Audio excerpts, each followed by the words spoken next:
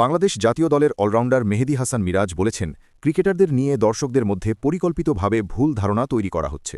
বনানীতে অনুষ্ঠিত এক সংবাদ সম্মেলনে তিনি বলেন, ক্রিকেটার, ক্রিকেট বোর্ড, সাংবাদিক ও সামাজিক যোগাযোগ মাধ্যম সবাই মিলেই ক্রিকেট পরিবারের অংশ।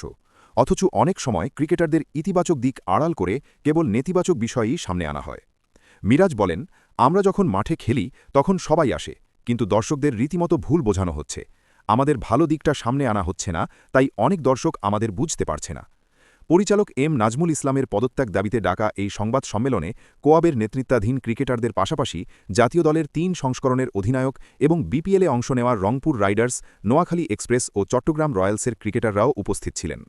সংবাদ সম্মেলনের শেষ দিকে আবেগপ্রবণ হয়ে পড়েন মিরাজ।